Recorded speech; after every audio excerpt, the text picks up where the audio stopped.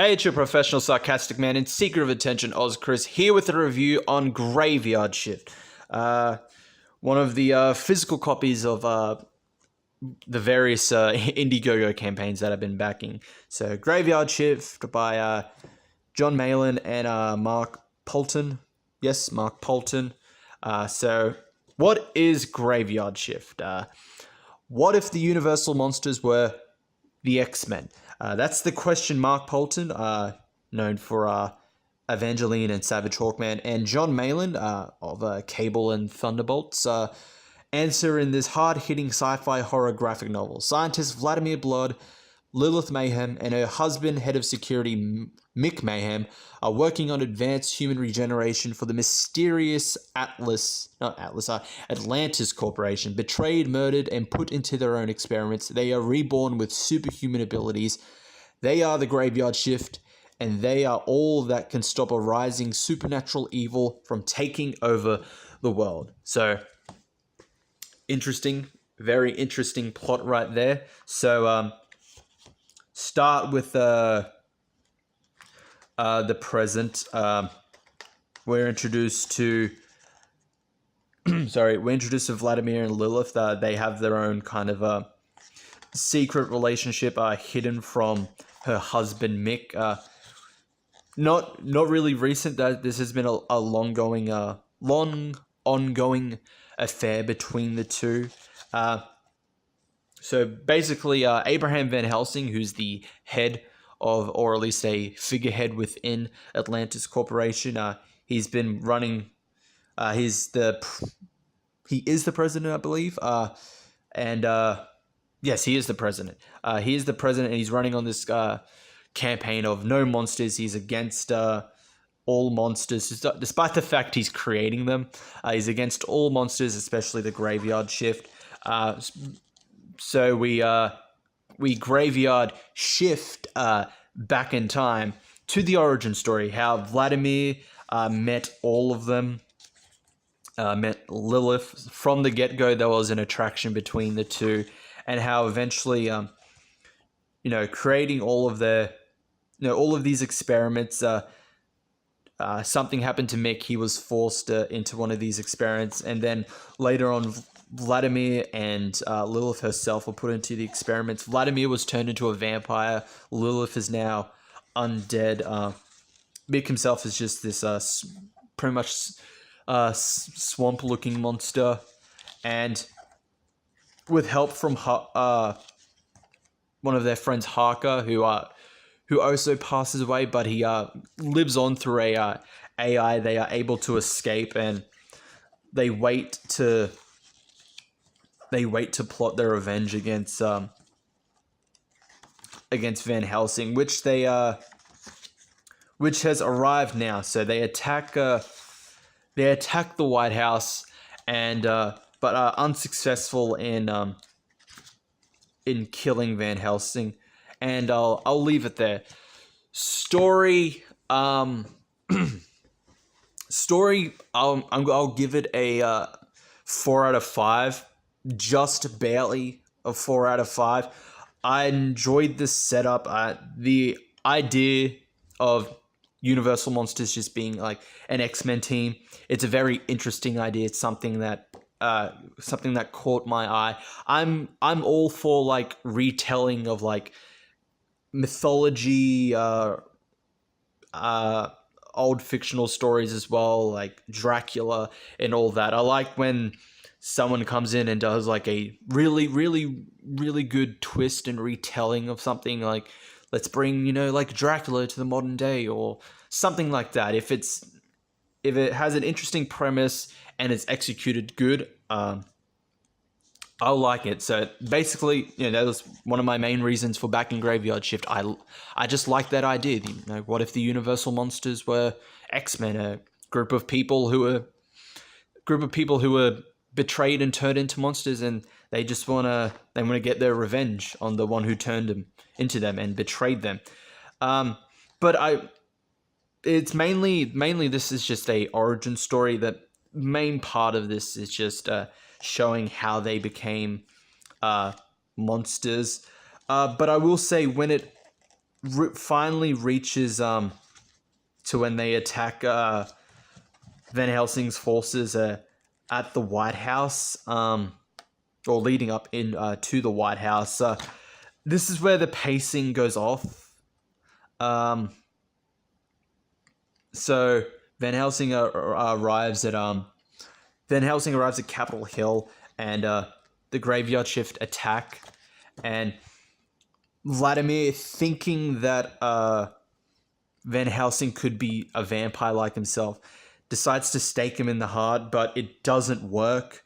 And, Van Helsing says, "You have no idea the power I wield, the power I have behind me.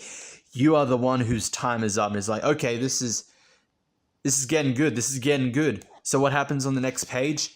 It just cuts to news reports of like the aftermath. And I really hated that. They did something similar in Legendary Pictures Godzilla. Like Godzilla would appear and it's like, oh yeah, Godzilla here. Like, destruction's gonna happen, mayhem's gonna happen. You get some kaiju fight, just kaiju destroying the city, or some kaiju fighting kaijus. But it cuts away, and any of that of those incidences are shown through news reports or told to the viewers, and it's just really frustrating because the film is called Godzilla. Why is he being ignored until like the end of the film? And this here, I really did not like that. No, I was really enjoying the story up until that. Just from that this last page where Vladimir confronts Van Helsing and he tries to kill him, it doesn't work, and he's just like, "You have no idea the power I wield, the power I have behind me. You are the one whose time is up." It's like, oh, Van Helsing's going to do something. It's going to be this really epic fight, and no, it just cuts to a news report. So yeah, story just barely makes it 4 out of 5. Like I said, I was really, really enjoying it. It's a solid story until it reaches the end. The pacing just goes. It is too fast. It just quickly just changes, and we're just told the slight aftermath, after the fact. Really disappointing. And there's this part here where it's just like rallies are springing up across the country in support of the Graveyard Shift, and I can't see really why, because it's implied with Van Helsing and anyone that supports him that everyone's kind of against monsters, and you don't really see much of what the Graveyard Shift is doing. So it's not really believable that there would be like these fringe groups of Graveyard Shift reporters just suddenly coming out and just like, "We're here for the Graveyard Shift. Fuck Van Helsing. They're the real heroes. Down with the Atlantis Corporation." It's just throughout this story, it's kind of hard to believe.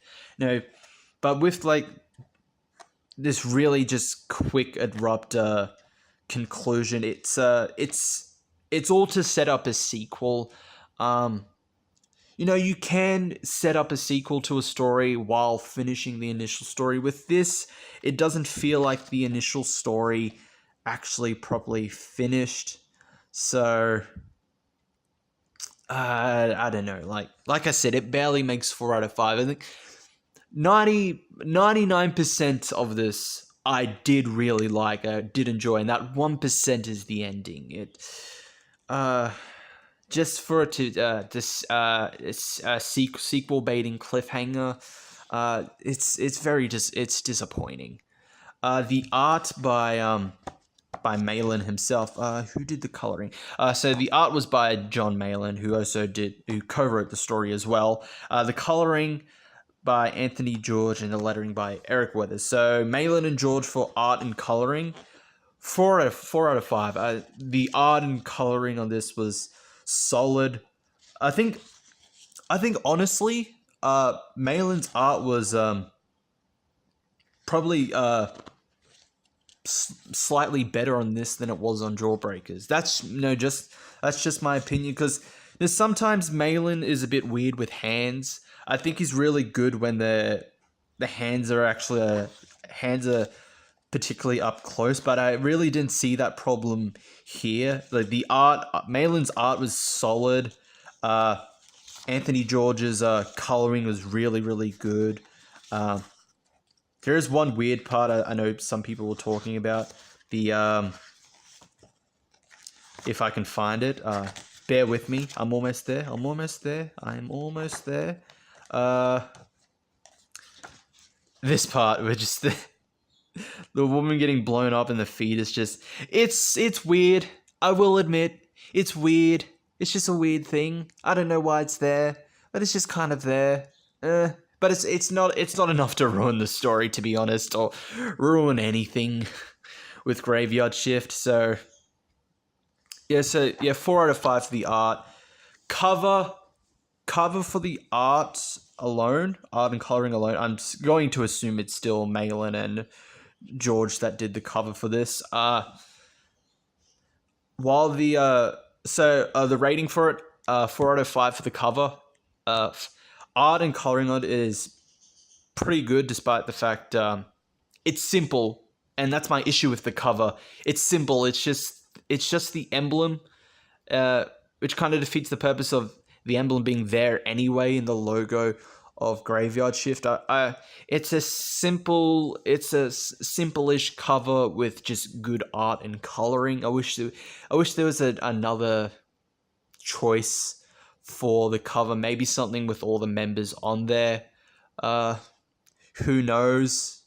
You know, I'm not dissing Malin's art or George's coloring on the cover, but just the cover itself is just it's a simple cover of just a glowing Graveyard Shift emblem, a glowing skull, essentially. I kind of wish there was more to it.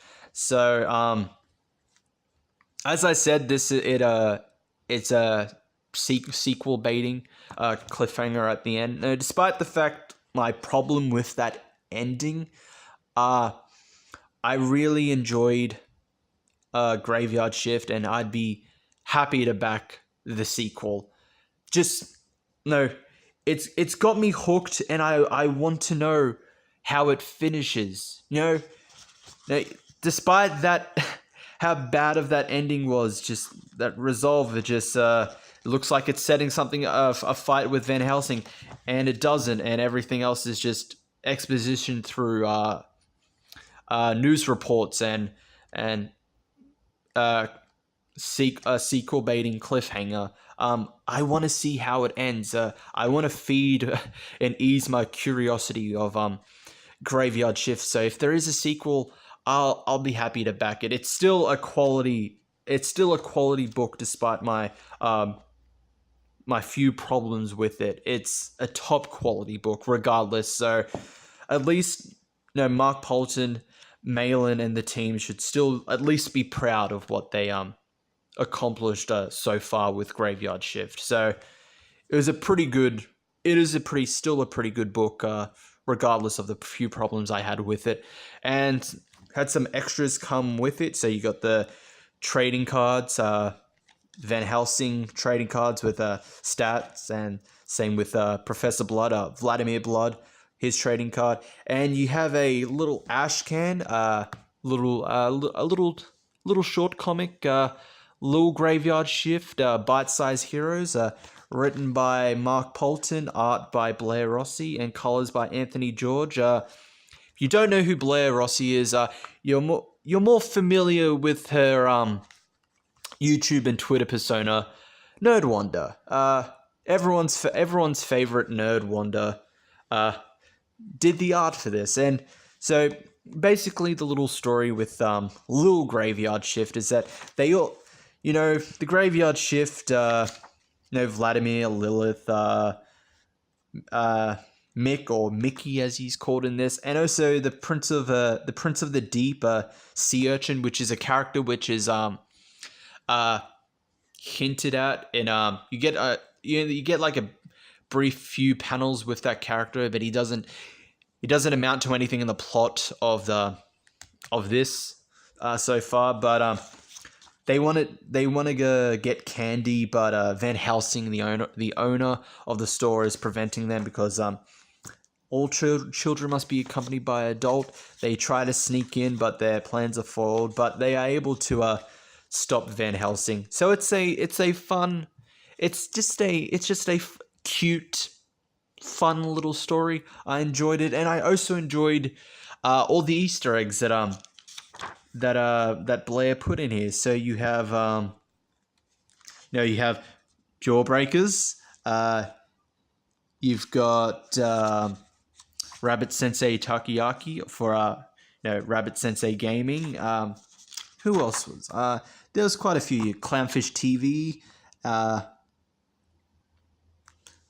You got Munch Anarchy Sweet Twist from Mech Anarchy. It was just fun trying to find like all the references to friends, people I know when I because of like CG and all that. Despite the fact I'm not in it, it was just fun to see like, oh hey, I know these people.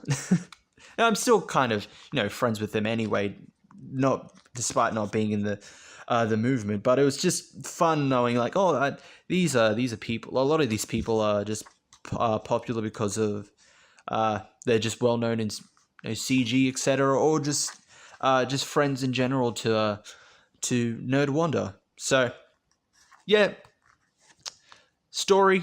I'm honestly there really is no point to rating this because it's just it's a cute, fun story. I like the art. It just works. It works well with the cuteness of this. Despite there's the glaring difference of this being sci-fi horror and then cute sci-fi, less on the horror.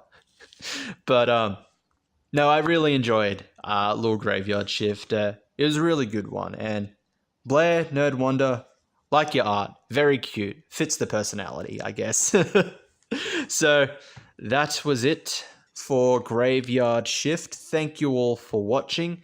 I'll see you all next time.